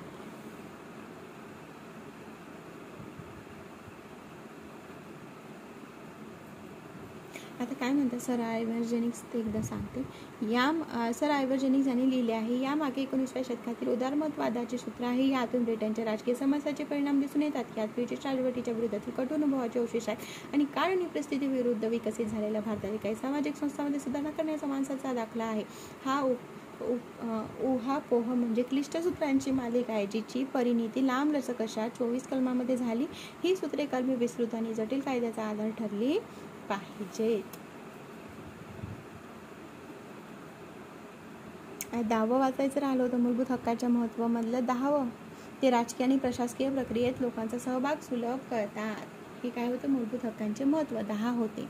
राज्यघटनेच्या 3ऱ्या विभागाव्यतिरिक्तचे हक्क, राईट्स आउटसाइड पार्ट 3 विभाग 3 मध्ये समाविष्ट केलेल्या मूलभूत हक्काव्यतिरिक्त राज्यघटनेच्या इतर भागामध्ये काही इतर हक्कांचा समावेश आहे. हे हक्क संविधानिक हक्क किंवा कायदेशीर अधिकार किंवा गैर मूलभूत हक्क म्हणून ओळखले जातात. पुढील हक्कांचा या हक्कामध्ये समावेश होतो. कायद्याने प्राधिकार दिल्याखेरीज कोणताही कर आकारला किंवा गोळा केला जाणार नाही. विभाग 2 मधील अनुच्छेद 265 कायद्याने अधिकार दिल्याखेरीज कोणत्याही व्यक्तीला मालमत्तेच्या हक्कापासून वंचित ठेवता येणार नाही. विभाग 12 मधील अनुच्छेद 300A आणि 3रा आहे भारताच्या संपूर्ण राज्य क्षेत्रात व्यापार, वाणिज्य आणि व्यवहार संबंधी यांचे स्वातंत्र्य असेल. विभाग 12 मधील अनुच्छेद 301 4 मध्ये काय दिले? लोकसभा विधानसभेच्या निवडणुका प्रोट मताधिकाराच्या आधारे होतील.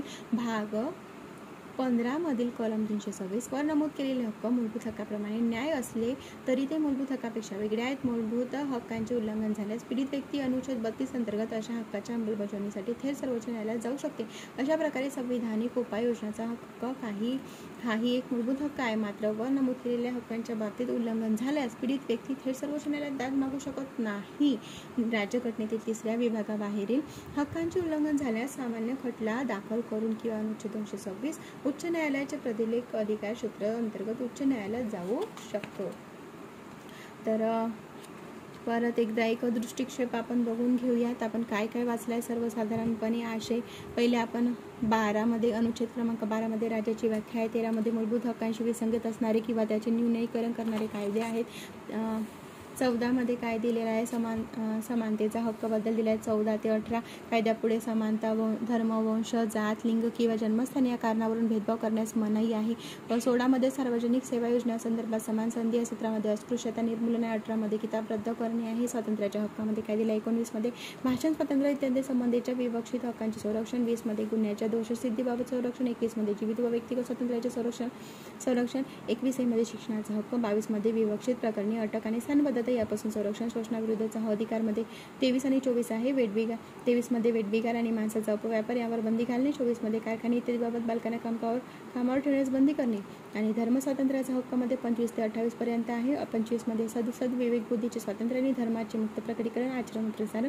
26मध्ये धार्मिक व्यवहाराचे व्यवस्थापन करण्याचे स्वातंत्र्य. 27मध्ये एखाद्या विशिष्ट धर्माच्या संवर्धनासाठी कर देण्याबाबत स्वातंत्र्य.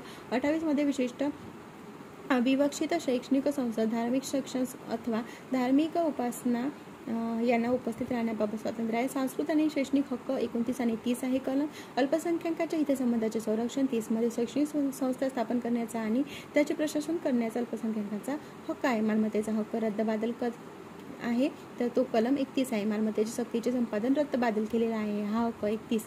आणि विवक्षित कायद्यांना संरक्षण 31A मध्ये काय आहे, 31A ते 31D पर्यंत आहे. तर 31 हे काय सांगतो, मालमत्ता आणि अधिग्रहण इत्यादींची तरतूद करणाऱ्या कायद्यांची व्यावृत्ती. 31B मध्ये विवक्षित अधिनियमांची आणि विनिमयाची विधी ग्राह्यता. 31C मध्ये विवक्षित मार्गदर्शन तत्वे अंमलात आणणाऱ्या कायद्याची आवृत्ती. 31D मध्ये राष्ट्रविरोधी कारवायांच्या बाबत कायद्याची व्यावृत्ती रद्दबातल. आणि 32 मध्ये काय सांगते, संविधानिक उपाययोजनाचा हक्क 32 ते 35 पर्यंत आहे. 32 काय सांगतो, संविधानाच्या विभागाने प्रदान केलेल्या हक्कांची अंमलबजावणी करण्यासाठीची उपाययोजना. 32A मध्ये काय, राज्य कायद्याची संविधानिक विविध ग्राह्यता अनुच्छेद 32 खालील कार्यवाहीमध्ये विचारात न घेणे रद्दबातल आहे. 32A आणि 33 या भागाद्वारे प्रदान केलेले हक्क हे सेना इत्यादींना लागू करताना त्यामध्ये फेरबदल करण्याचा संसदेचा अधिकार आहे. 34 मध्ये काय सांगतो, कोणत्याही क्षेत्रात लष्करी कायदा अंमलात असताना या भागाद्वारे प्रदान केलेल्या कायद्यावर निर्बंध लावणे. 35 मध्ये काही या भागाच्या तरतुदीची अंमलबजावणी करण्याकरिता विधान. अशा पद्धतीने आपण मूलभूत हक्क हे टॉपिक कंप्लीट केलं आहे. तर व्हिडिओ आवडल्यास व्हिडिओला लाईक करा. आता प्रकरण 9 आपण नेक्स्ट टॉपिकमध्ये बघणार आहोत. आणि हा व्हिडिओ फ्रेश माइंडनी सकाळी ऐका, म्हणजे काय होणार, एकदम डायरेक्ट डोक्यात जाणार. जे वाचलं आहे ते फ्रेश उठणार आणि फ्रेश व्हिडिओ ऐकणार. तर व्हिडिओ आवडल्यास व्हिडिओला नक्की लाईक करा, चॅनलला सबस्क्राईब करा. एक तुमचं चॅनल सबस्क्रिप्शन, एक लाईक आणि एक शेअर हेच माझं मोटिवेशन आहे.